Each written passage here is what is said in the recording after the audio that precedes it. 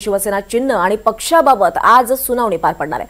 शिंदेंना दिलेलं चिन्ह गोठवण्यात यावं अशी मागणी ठाकरे गटाने केली आहे। ठाकरेंचे वकील सुप्रीम कोर्टाला तशी विनंती करणार असल्याची माहिती सूत्रांनी दिली आहे। सुनावणीपूर्वी ठाकरेंच्या वकिलांची दिल्लीत बैठक देखील पार पडली आहे। स्थानिक स्वराज्य संस्थेच्या निवडणुकीच्या पार्श्वभूमीवर ठाकरे गट ही मागणी करणार आहेत।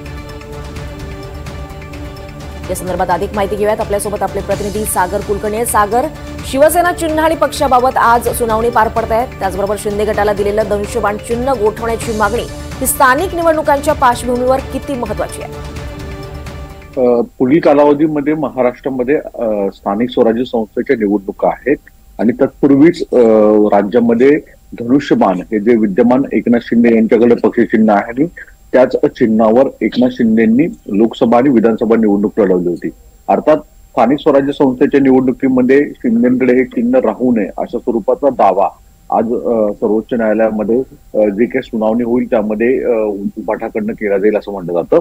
उबाठाला मशाल हे चिन्ह आहे मिळालेलं, पण त्यांचा दावा आहे की जर धनुष्यबाण या चिन्हाविषयीचा अंतिम न्यायनिवाडा सर्वोच्च न्यायालयामध्ये आहे तर याबाबतचं अधिकृत चिन्ह तुर्तास तरी एकनाथ शिंदे यांना दिलं जाऊ नये आणि तशा स्वरूपातच दावा आणि आज जो आहे तो सर्वोच्च न्यायालयामध्ये केला जाईल असं सांगितलं जातं। अर्थात याबाबत न्याय यंत्रणा काय म्हणते, न्यायाधीश काय म्हणतायत आणि त्याच वेळी एकनाथ शिंदेचे वकील सुद्धा काय प्रतिदावा करतायत हे देखील पाहणं गरजेचं असणार आहे।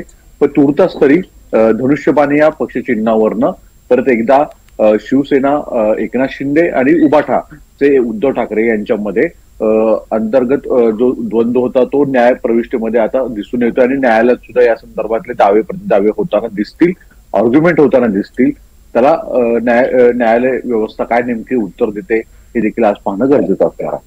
निश्चितच सागर, त्यामुळे आपलं लक्ष आज होणाऱ्या या सुनावणीकडे असेल। धन्यवाद या सगळ्या सविस्तर माहितीसाठी।